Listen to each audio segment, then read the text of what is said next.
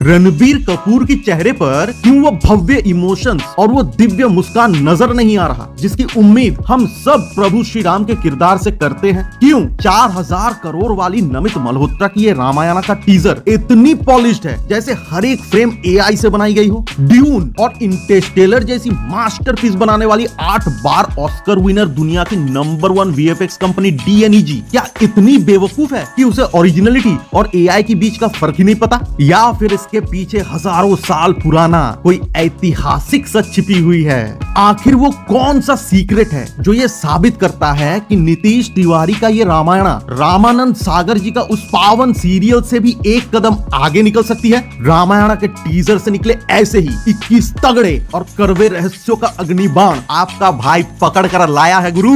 So let's dive in. नमस्कार करते हैं गुरु लोग। सबसे बड़ी बहस, टीजर इतनी साफ सुथरी एआई जैसी क्यों लग रही है भाई? थोड़ी धूल मिट्टी कीचड़ वगैरह होनी चाहिए ताकि रियलिस्टिक लगे। देखिए भाई साहब, हमने कुछ सो कॉल्ड रियलिस्टिक और कुछ हॉलीवुड की फिल्में देख देख कर ये मान लिया है कि जो कुछ भी नेचुरल है वो थोड़ा सा धूल मिट्टी और डिसऑर्गेनाइज्ड ही होगा। पर अपने दिल से एक बार पूछिए, क्या वाकई राम राज्य की भव्यता डिसऑर्गेनाइज्ड और धूल धूसरित हो सकती है? गुरु लोग, थोड़ा सा इतिहास के पन्ने पलटिए। आज से हजारों साल पहले सिंधु घाटी सभ्यता यानी हड़प्पा और मोहनजोदारो में पक्के मकान, हर घर में अलग बाथरूम, फर्श जैसी साफ सड़कें और अंडरग्राउंड ड्रेनेज सिस्टम था। अगर इंसानों ने तब इतनी सफाई और तकनीक हासिल कर ली थी तो साक्षात भगवान विष्णु के अवतार के समय त्रेता युग में अयोध्या या सोने की लंका क्या अनऑर्गेनाइज्ड और धूल धूसरित होगी?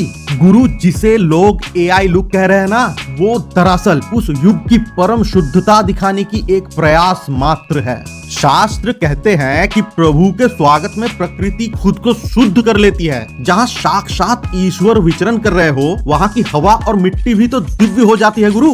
नीतीश तिवारी ने उस धूल मिट्टी डिसऑर्गेनाइज्ड वाली फिल्मी रियलिज्म को छोड़कर उस दिव्य वास्तविकता को चुना है जो हमारी आस्था की आधार है। और गुरु, सबसे चुभने वाला आरोप, ये टीजर तो हॉलीवुडिश लग रहा है। इसके जीव जंतु और राक्षस वगैरह सब हॉलीवुड से कॉपी की गई है। गुरु लोग, हॉलीवुड यानी अमेरिका का अपना क्या इतिहास है? उनके पास ना हजारों साल पुरानी लोक कथाएं हैं, ना ओडिसी या रामायण महाभारत जैसी महाकाव्य। वो भारत, यूरोप और चीन से इतिहास, दर्शन, युद्ध कला ये सब उठाते हैं, ढेर सारा पैसा और टेक्नोलॉजी डालते हैं और एक ऐसी चीज परोसते हैं जिसे हम हॉलीवुड कहकर पूजने लगते हैं। गुरु लोग, जेम्स कैमरन ने अवतार फिल्म बनाई, पर क्या आपने सोचा कि वो नीला रंग, वो अवतार नाम कहां से आया? वो हमारे प्रभु का नील वर्ण है। उन्होंने हमारी इतिहास, हमारे भगवानों के रूप और शक्तियों को अपनी झोली में डाला और दुनिया को बेच दिया। अब अगर कल को हम अपनी विरासत पर फिल्म बनाएंगे, पिक्चर का नाम अवतार देंगे और भगवान को नीला दिखाएंगे, तो क्या आप कहोगे कि यह हॉलीवुड का कॉपी है? नहीं साहब, बिल्कुल नहीं। कॉपी उन्होंने की थी क्योंकि उनकी पास अपनी कोई इंस्पिरेशन नहीं थी। यहाँ तक कि उनके वीएफएक्स के पीछे जो सोच है वो भी हमारी ही जड़ों से उधार ली गई है भाई साहब।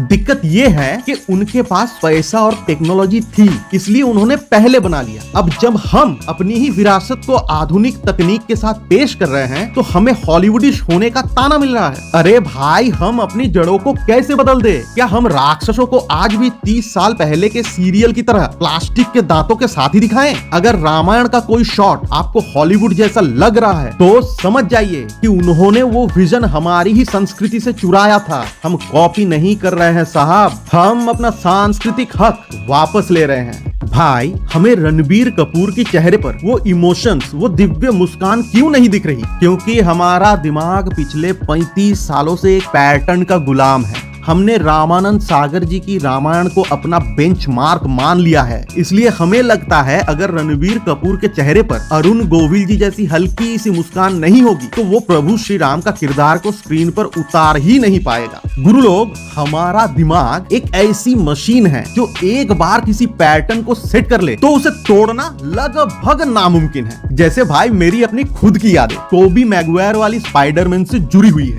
आज भी कितने ही नए स्पाइडरमैन आ जाए, पर दिल कहता है भाई साहब वही बेस्ट था। क्यों? क्योंकि वो पहली बार था। यही सेम विचार प्रभु श्री राम की छवि का है। हमारे दिमाग में 35 सालों से एक चेहरा छपा है और अब कोई भी नया चेहरा उस पैटर्न में फिट ही नहीं बैठ पा रहा। आज बाहुबली का नाम आते ही प्रभास का चेहरा सामने आता है। एज बाहुबली हम किसी और को सोच ही नहीं पाते। रणबीर कपूर के एक्सप्रेशंस को एआई बोलना भाई बहुत आसान है, क्योंकि प्रभु श्री राम का नाम आते ही अरुण गोविल जी की ही छवि आंखों के सामने आ जाती है।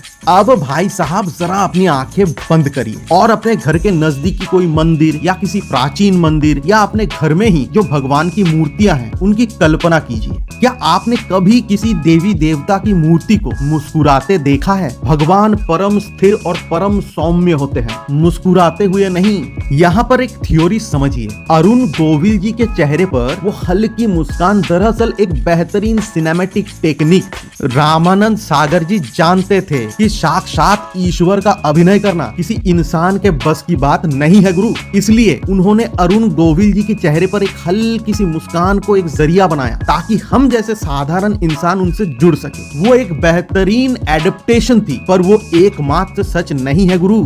जरा सोचिए, अगर आदि पुरुष ही हमारी जिंदगी की पहली रामायण होती तो पता नहीं शायद आज हम प्रभास में ही भगवान राम की झलक ढूंढ रहे होते। हमारी प्रॉब्लम इस बात से है कि नीतीश तिवारी ने उस छवि को थोड़ा सा बदल दिया जिसे हम दशकों से सीने से लगाए बैठे हैं। रणबीर कपूर द्वारा निभाई गई प्रभु श्री राम के किरदार को जिसे पूरी दुनिया एआई या इमोशन लेस कह रही है, वो दरअसल स्थित प्रज्ञ होने की निशानी है। स्थित प्रज्ञ यानी वो चेतना जिन्हें न दुख विचलित करे न सुख उत्तेजित, जिन्हें आदि और अनंत का पता हो, जिन्हें पता हो कि सृष्टि का हर पत्ता उन्हीं की मर्जी से हिल रहा है। वो एक सामान्य इंसान की तरह छोटी छोटी बातों पर प्रतिक्रिया क्यों देगा भाई? प्रभु परम स्थिर है, वे स्वयंभू है। टीजर में रणवीर का वो चेहरा परम शांति का प्रतिबिंब है, इसलिए हम लोगों को वो इमोशन लेस लग रहा है। सीरियल में हमेशा ड्रामा थोड़ा ज्यादा होता है, इसलिए भर भर के इमोशन डाले जाते हैं।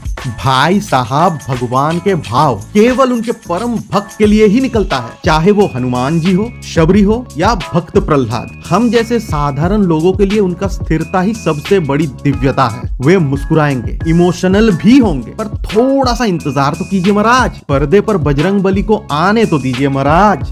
गुरु, आज हम एनिमल किल और धुरंधर के दौड़ में जी रहे हैं। हमारे आंखों को वो कसाईनुमा हिंसा और रोंगटे खड़े कर देने वाले एक्शन की लत लग चुकी है। इसलिए जब हम टीजर देखने बैठे, हमारी उम्मीद थी कुछ तगड़ी एक्शन सीक्वेंस देखने को मिलेगी ही मिलेगी, पर टीजर ने क्या दिखाया? महल, झरने, लैंडस्केप, प्रभु का वनवास जाने की थोड़ी सी क्लिपिंग्स। ये सुंदर तो है, पर वो इम्पैक्ट नहीं पैदा कर पाए जिसकी आज की जनता भूखी है। धुरंधर के ट्रेलर में जब रहमान डकैत बाबू डकैत का सर खोलता है, या मेजर इकबाल, या फिर रैथ ऑफ गॉड वाला वो शॉट, वो सब देख के हमारे रोंगटे खड़े हो जाते हैं। रामायण के टीजर में वही गूज़बम्प मोमेंट्स थोड़ा सा मिसिंग था, जो ये साबित कर सके कि ये पिक्चर एक महाधर्म युद्ध की गाथा है। हम आदरणीय अरुण गोविल जी की उस पावन सौम्यता के इतने बड़े भक्त हो गए कि हमने मर्यादा पुरुषोत्तम के उस अजय योद्धा वाले रूप को ही भुला दिया।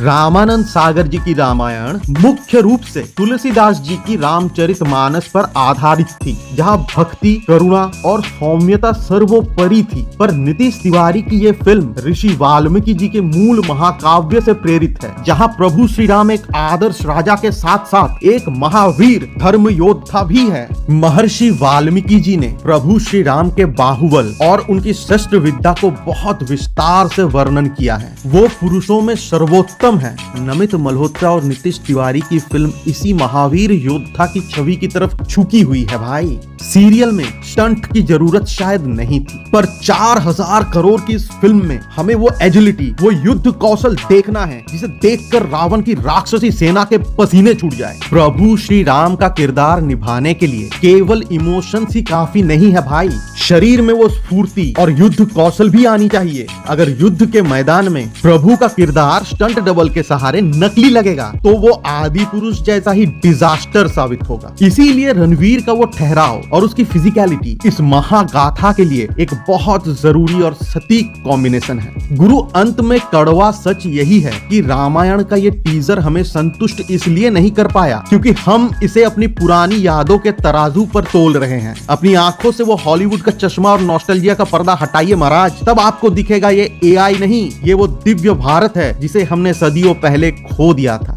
भगवान परम है, वे स्थिर हैं। उनके इमोशंस सिर्फ उनके परम भक्तों के सामने ही प्रकट होते हैं। आदरणीय अरुण गोविल जी वाला प्रभु श्री राम का किरदार दया और करुणा का सागर था, लेकिन महर्षि वाल्मीकि जी की मूल रामायण में प्रभु श्री राम हर शस्त्र विद्या में निपुण थे। वे परम योद्धा थे जो युद्ध क्षेत्र में पापियों के ऊपर महाकाल बनकर बरसते थे। अब गुरुदेव आप क्या सोचते हैं? अरे महाराज, आप लोगों के लिए ही तो कमेंट बॉक्स का आविष्कार हुआ था, तो जरा इसका इस्तेमाल कीजिए गुरु और अपना ज्ञान यहाँ परोस दीजिए। बाकी प्रभु का नाम लीजिए, मस्त रहिए, पिक्चर देखिए, मजा कीजिए। मिलते हैं अगले वीडियो में।